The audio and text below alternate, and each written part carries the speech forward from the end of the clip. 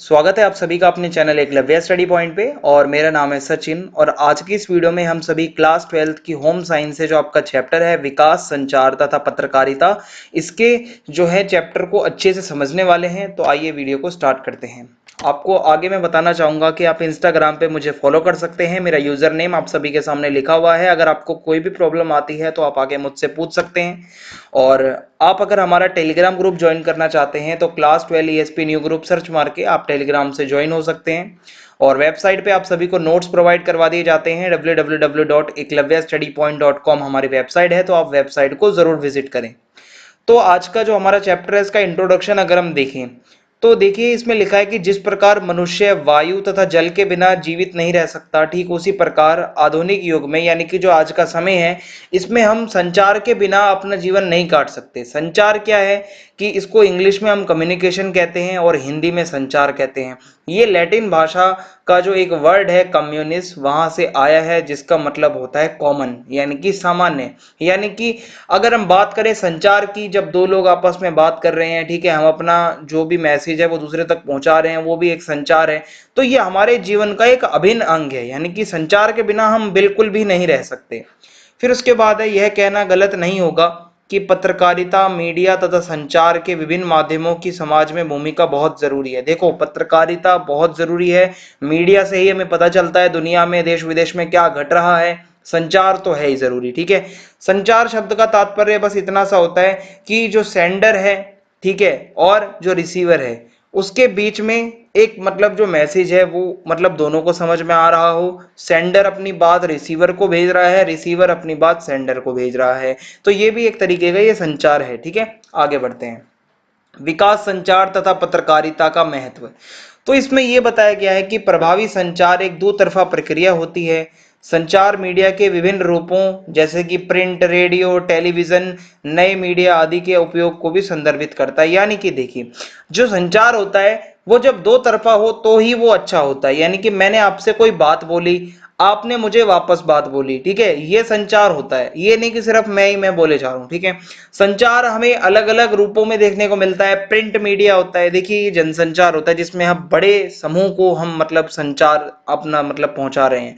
तो print media हो जाता है न्यूज़पेपर, मैगजीन्स वगैरह, रेडियो, टेलीविजन, इंटरनेट वगैरह, ठीक है। इनसे हमें सारी चीजें जो है जानकारियां मिलती हैं।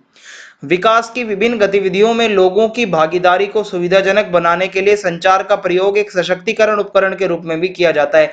यानी कि संचार से मतलब हम सशक्तिकरण को भी ज्यादा से ज्यादा फैलाते हैं, ठीक है। और क्या है इसमें, संचार उपलब्ध प्रौद्योगिकियों के बारे में जानकारी देता है जिससे समाज की उन्नति होती है। देखिए, संचार से ही क्या होता है, हमें नई नई टेक्नोलॉजी के बारे में पता चलता है जिससे हमारे सोसाइटी का, समाज का जो है वो विकास होता है।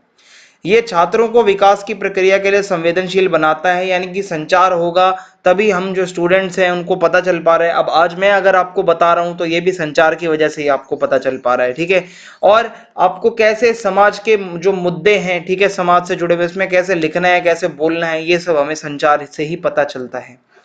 फिर है इसकी कुछ मूलभूत संकल्पनाएं हैं, कुछ आपको मैं डेफिनेशंस बताऊंगा जो आपको याद रखनी है। विकास, विकास से आप क्या समझते हो, डेवलपमेंट। विकास वर्ड सुनते ही आपके दिमाग में कुछ ऐसा आता होगा कि परिवर्तन हो, जिसमें कुछ बदलाव आए, कुछ अच्छा बदलाव आए, यानी कि सकारात्मक परिवर्तन को ही हम क्या कहते हैं, विकास कहते हैं। संसार के अधिकांश भागों में विकास द्वारा व्यापक निरक्षरता, जनसंख्या कुपोषण, खराब स्वास्थ्य, प्रदूषण आदि की समस्याओं का सामना करने के लिए गहन प्रयास करने की आवश्यकता है। यानी कि ये सब समस्याएं हैं देश विदेश में, लेकिन विकास होगा जब ही ये समस्याएं दूर हो पाएंगी। अब अगला एक और जो यहाँ पे टॉपिक है वो है विकास पत्रकारिता। विकास पत्रकारिता एक सामाजिक गतिविधि होती है, ठीक है। इसमें क्या है कि पत्रकार अनेक माध्यमों द्वारा, जो पत्रकार होते हैं, रिपोर्टर लोग, वो क्या करते हैं, अनेक माध्यमों द्वारा समुदाय की भावनाओं को समुदाय तक पहुंचाते हैं। और पत्रकारिता का महत्व इसलिए है कि जनता को अपने मत प्रकट करने तथा अभिव्यक्ति का अधिकार होता है। देखो, एक रिपोर्टर ही जनता के बीच में जाता है और समस्याओं को उजागर करता है, ठीक है। और किसी भी लोकतांत्रिक व्यवस्था के लिए पत्रकारिता तो होनी चाहिए, लोकतंत्र का चौथा स्तंभ है, हम सभी जानते हैं। विकास पत्रकारिता ऐसे व्यक्तियों की सफलता के समाचार पर ध्यान केंद्रित करती है जिन्होंने नई प्रौद्योगिकियां अपनाई है, नई विधियों का परीक्षण किया है और समाज की सहायता है। यानी कि जो विकास पत्रकारिता है वो हमें नई नई टेक्नोलॉजीज के बारे में भी बताती है, नए नए जो इन्वेंशंस होते हैं उसके बारे में भी बताती है, जिससे कि समाज का विकास हो सके। विकास संचार। विकास संचार क्या है? यह सामाजिक आर्थिक विकास तथा व्यक्तियों तथा सामान्य जन समुदाय की सुख शांति को सुगम करता है, यानी कि अच्छा बनाता है, आसान बनाता है। विकास संचार का उद्देश्य है कि समुदाय को सूचना देना, शिक्षित करना, ओके, जानकारी देना समुदाय को, पूरे समाज को। यह किसी देश के नागरिक के जीवन यापन के तरीके को बदलने या बेहतर बनाने के लिए संचार का उपयोग करने के बारे में है। लोगों की सामाजिक आर्थिक स्थिति में या उनके जीवन की गुणवत्ता में सुधार लाने के लिए विभिन्न प्रकार के संदेश दिए जाते हैं संचार द्वारा, ठीक है। अधिक प्रभाव के लिए यह उपयुक्त जन संचार साधनों तथा अंतर व्यक्तिक संचार चैनलों को जोड़ता है। यह श्रोताओं यानी कि सुनने वालों की विशेषताओं तथा उनके परिवेश पर आधारित होता है, यानी कि जैसा आप सुनना चाहते हैं उस तरीके से आपको जन संचार का जो साधन होते हैं वो आपको बताते हैं। अब जैसे कि यहाँ पे लिखा हुआ है कि विकास संचार शब्द को सबसे पहले 1972 में, देखो इसको इंग्लिश में डेवलपमेंट कम्युनिकेशन कहा जाता है, ठीक है, क्योंकि विकास यानी कि डेवलपमेंट, कम्युनिकेशन यानी कि संचार। 1972 में प्रसिद्ध सामाजिक वैज्ञानिक और संचार विशेषज्ञ नोरा सी क्यूबाल ने इसको प्रयोग में लाया था। इन्हें विकास संचार की मां के रूप में जाना जाता है। क्यूबाल के अनुसार यह कला तथा मानवीय संचार का वह विज्ञान है जिसका उपयोग किसी अभावग्रस्त समाज के विकास की गति को तीव्र करने के लिए योजनाबद्ध तरीके से किया जाता है, जिससे समानता तथा व्यक्ति की क्षमता को सुनिश्चित किया जा सके। यानी कि विकास संचार ये मतलब एक समाज का विकास तक भी कर सकता है, ऐसा इन्होंने कहा। अब देखिए विकास संचार अगर हम यहाँ पे देखें तो इसके 3 से 4 मेथड हो सकते हैं, ठीक है, इसकी विधियां हो सकती हैं अलग अलग। अभियान द्वारा ये हो सकता है, रेडियो टीवी द्वारा हो सकता है, प्रिंट मीडिया के द्वारा हो सकता है, और सूचना और संचार प्रौद्योगिकी के द्वारा हो सकता है। अब मैं आपको वन बाय वन बताता हूँ। अभियान का मतलब क्या होता है? जैसे कि बैठक करते हैं हम कोई मीटिंग द्वारा, भ्रमण यात्राओं द्वारा अभियान मतलब चलाया जाता है, ठीक है, स्वच्छता अभियान आपने सुना होगा। लेखों द्वारा कुछ चीजों को लिख के भी अभियान चलाया जा सकता है, लिखित सामग्री को बांट के उससे भी अभियान हो सकता है, यानी कि कोई पेम्पलेट वगैरह जो होती हैं। प्रदर्शनियों द्वारा भी हो सकता है, ठीक है, अभियान चलाया जा सकता है। तो ये सब इसमें आए। अब इसमें क्या है? विभिन्न संचार विधियों तथा सामग्री जैसे कि बैठक, ठीक है, और समाचार पत्रों के लेख और लीफलेट जो होती हैं, यानी कि जो पत्रक होते हैं, तथा पूर्व निश्चित समय के लिए किसी विषय पर प्रदर्शनियों का मिला जुला उपयोग एक तरीके से अभियान कहलाता है। जैसे कि चुनाव अभियान। चुनावी अभियान में क्या होता है? रैलियां निकाली जाती हैं, ठीक है, और सार्वजनिक मीटिंग करी जाती है। प्रिंट सामग्री के द्वारा अभियान चलाए जाते हैं। रेडियो टेलीविजन पे एडवर्टीजमेंट्स दिखाए जाते हैं, इससे भी अभियान होता है। और चुनाव प्रक्रिया शुरू होने से पहले ही अभियान शुरू हो जाते हैं, आप सभी को पता होगा। और चुनाव आयोग ने एक डेट निश्चित की होती है, उससे पहले तक ये चुनावी अभियान रोक देने होते हैं। इसी तरह विकास संचार के लिए प्रिंट मीडिया, रेडियो और टेलीविजन, नाटक, लघु फिल्म आदि का उपयोग जनता को जागरूक करने के लिए मतलब किया जाता है।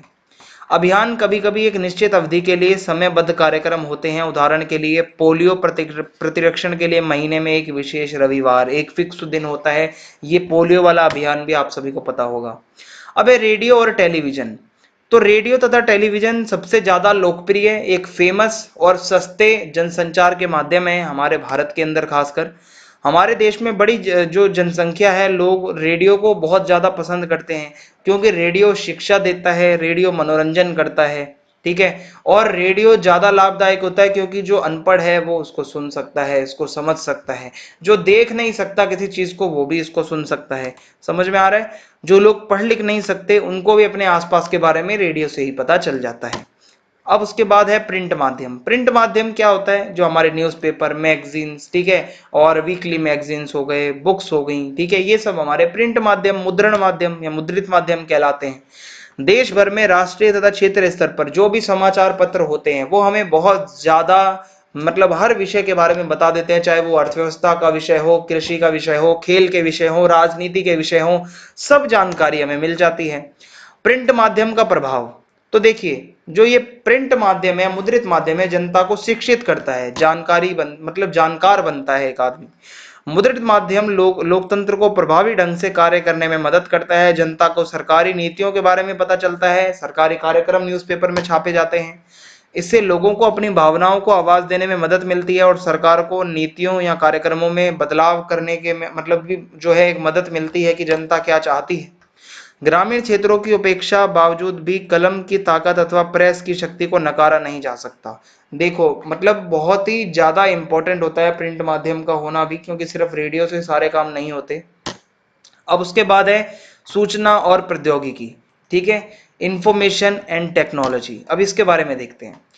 सूचना एवं संचार प्रौद्योगिकी एक ऐसा समावेशी शब्द है जिसमें कंप्यूटर का हार्डवेयर तथा सॉफ्टवेयर, यंत्र सामग्री तथा प्रक्रिया सामग्री, अंकीय प्रसारण तथा दूर संचार प्रौद्योगिकियां जैसे कि रेडियो, टेलीविजन, मोबाइल आदि सब शामिल हो जाते हैं। ठीक है, सूचना संचार प्रौद्योगिकी का उपयोग व्यक्तियों को सूचना देने के लिए, जानकारी देने के लिए किया जाता है, जिसके प्रभाव से ही कृषि, स्वास्थ्य, शिक्षा, अन्य क्षेत्र में पहले के मुकाबले काफी बदलाव अब देखने को हमें मिला है।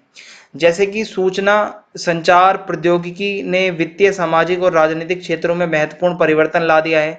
आज सूचना संचार प्रौद्योगिकी का उपयोग विकास संचार का एक सक्रिय उपकरण बन गया है। जैसे कि ई गवर्नेंस यानी कि इलेक्ट्रॉनिक गवर्नेंस। अब इसमें क्या है, कंप्यूटर की मदद से लोगों के दरवाजे पे सारी जो सेवाएं हैं वो मिल रही हैं। ई गवर्नेंस बहुत ही अच्छी चीज है। ठीक है, अगर आप यहाँ पे देखोगे कि ये सब ये विकास हुआ है इसी की वजह से हो पाया है कि आप घर बैठे कोई भी फॉर्म फिल कर रहे हो, ठीक है, घर बैठे आप अप्लाई कर दे रहे हो, ये सब इसमें आता है। अब जीविका के लिए ज्ञान और कौशल, क्या क्या आपको ज्ञान चाहिए होगा, स्किल्स चाहिए होंगी अगर आप इसमें जीविका, इसमें अपना रोजगार ढूंढना चाहते हो। संज्ञानात्मक कौशल यानी कि किसी समस्या के विषय में प्रभावी रूप से आप लिख पाएं, ठीक है, और उस समस्या को अच्छी तरीके से आप समझ पाएं, थोड़ा रचनात्मक तरीके से, क्रिएटिव तरीके से आप उसको प्रस्तुत कर पाएं, ये नॉलेज होनी चाहिए। सृजनात्मक कौशल यानी कि ये भी होना जरूरी है। जनसंचार माध्यमों में अभिकल्पना, उत्पादन और तकनीकी यंत्रों के संचालन के कौशलों के साथ किसी जनसंचार माध्यम कार्यालय यानी कि मीडिया हाउस या विज्ञापन एजेंसी में कार्य कर रहे किसी व्यक्ति के पास ये नॉलेज जरूर होनी चाहिए कि आप क्रिएटिव मतलब थिंकिंग कर सकें, आपके अंदर ये क्रिएटिविटी होनी चाहिए। फिर है तकनीकी कौशल, आपको सारा टेक्निकल ज्ञान होना चाहिए, सारे उपकरण आपको अच्छे से चलाने आने चाहिए। प्रस्तुति कौशल यानी कि विकास, संचार और पत्रकारिता के क्षेत्र में, ठीक है, प्रस्तुति कौशल का होना बहुत जरूरी है, क्योंकि सामयिक विषयों तथा स्थानीय परिस्थितियों में रुचि, रेडियो में प्रत्यक्ष सीखने का अनुभव, संचारित करने की क्षमता तथा संगीत का ज्ञान होना भी लाभकारी होता है। भाषा और कंप्यूटर का कौशल होना चाहिए, आपको किसी भी भाषा की अच्छी से जानकारी हो, कंप्यूटर का ज्ञान हो और अलग अलग तरीके के लोगों के साथ ग्रुप्स में काम करने की क्षमता हो आपके अंदर। तो ये सारे ज्ञान और कौशल आपके अंदर होने चाहिए। अब आप इसमें जीविका के क्षेत्र क्या क्या हो सकते हैं, कहाँ कहाँ पे आप काम करने जा सकते हो। देखो, एनजीओ के लिए काम कर सकते हैं, विकास पत्रकार बन सकते हो, रेडियो जॉकी बन सकते हो, एंकर बन सकते हो, परामर्शदाता बन सकते हैं, आप स्वतंत्र पत्रकार के रूप में काम कर सकते हैं, सरकारी संस्थाओं में, दूरदर्शन आदि में आप काम कर सकते हैं। तो ये सारा इसके अंदर आ जाएगा और इसी के साथ हमारा चैप्टर खत्म होता है। अगर आपको वीडियो पसंद आई हो तो आप चैनल को सब्सक्राइब करना ना भूलें, ज्यादा से ज्यादा वीडियो को शेयर कर दें। और जय हिंद, जय भारत, बहुत बहुत धन्यवाद।